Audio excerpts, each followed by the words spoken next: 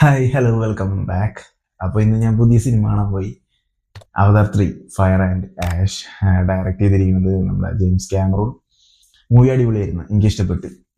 ഈ മൂവി എന്തായാലും തിയേറ്ററിൽ തന്നെ നിങ്ങൾ പോയി കാണണം.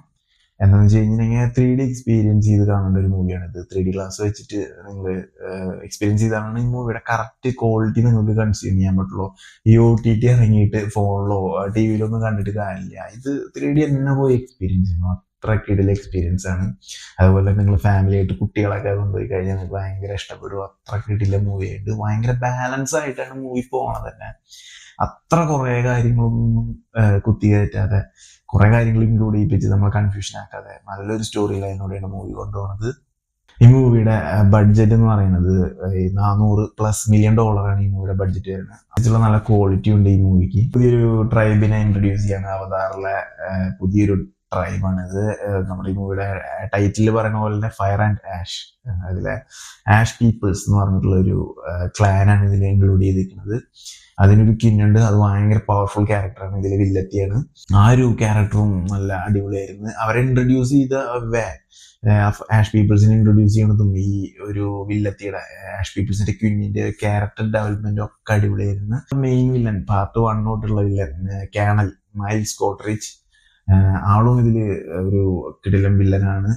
ആള് ഒരു ഇന്റർവെല്ലോട് കൂടി ആളുടെ ഒരു പവർഫുൾ ആയിട്ടുള്ള ഒരു ക്യാരക്ടറാണ് നമുക്ക് കാണാൻ പറ്റും. ഇന്റർവെല് വരെ നമ്മുടെ വില്ലൻസിന്റെ ഒരു ക്യാരക്ടർ ഡെവലപ്മെന്റ് ആണ്. അവര് ആണ് സ്കോർ ചെയ്യുന്നത്. നമ്മുടെ മൂവിയിലെ ഹീറോ ജെയിംസ് പുള്ളിക്ക് ഇതില് ഒന്നും ചെയ്യാൻ പറ്റാത്ത അവസ്ഥയായിരുന്നു. കാരണം എന്ന് വെച്ച് കഴിഞ്ഞാൽ അത്ര പവർഫുൾ ആണ് ഈ ഒരു വില്ലൻസിന്റെ സൈഡ്. അത്ര ബാലൻസ് ആയിട്ടാണ് മൂവി പോകുന്നത്. അവൻ മാക്സിമം വാറ് വേണ്ട, യുദ്ധം വേണ്ട, മാക്സിമം സമാധാനത്തിന്റെ പാതയിൽ പോകാനാണ് ജെയ്ക്സ് പുള്ളി ഇതിൽ നോക്കുന്നത്. പക്ഷെ ഇന്റർവെല്ലിൽ അവനോടുകൂടി അവനെ മൊത്തത്തിൽ കൂട്ടാണ് ഹീറോനെ, വില്ലൻസിന്റെ ഒരു ടീം. ആഷ് പീപ്പിൾസിന്റെ ക്വീനും അതേപോലെ മൈൽസ് കോട്രിച്ച്, ഇവർ രണ്ടുപേരും കൂടി ഒന്നിച്ച് ഭയങ്കര വലിയൊരു പവർഫുൾ ആയിട്ടുള്ള ഒരു വില്ലൻ സൈഡാണ്. അതേപോലെ തന്നെ എർത്ത് പീപ്പിൾസ്, സ്കൈ പീപ്പിൾസും ഇതില് വില്ലൻ സൈഡിലാണ് നിൽക്കുന്നത്. അതുപോലെ ജയിക്ക് നോക്കുമ്പോൾ നമ്മുടെ ഹീറോ ഇവിടെ പെട്ടുവാണ്. വലിയ ഒരു പവർഫുൾ ആയിട്ടുള്ള ടീമാണ് വില്ലൻ സൈഡ്.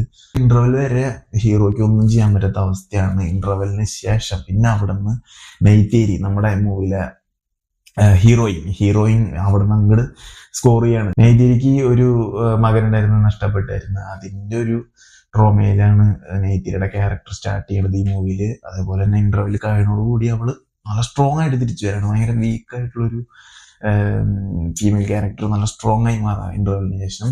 ഭയങ്കര ഹ്യൂജ് ഫാൻസ് ഉള്ള ഒരു എലമെന്റ് ഈ മൂവിയിലുണ്ട്. അവിടെ ജയിക്ക് പോയി ആ ഡ്രാഗനെ എടുത്ത് തുറമുതുറായി തിരിച്ചു വരാനായിട്ട് മുന്നുള്ള ഒരു സീനുണ്ട്. ഡ്രാഗൻ എടുത്ത് ചെല്ലുമ്പോൾ ആ ഒരു സീനൊക്കെ വരുമ്പോൾ തിയേറ്ററിൽ നല്ല റെസ്പോണ്ട് ആയിരുന്നു. ഈ അവതാർ 3 ഫയർ ആൻഡ് ആഷ് എന്ന് പറയുന്നത് അവതാർ 2-നെ വെച്ച് നോക്കുമ്പോൾ അവതാർ പാർട്ട് 2 വേ ഓഫ് വാട്ടറിനെ വെച്ച് നോക്കുമ്പോൾ ബെറ്റർ ആയിട്ടാണ് എനിക്ക് ഫീൽ ചെയ്തത്.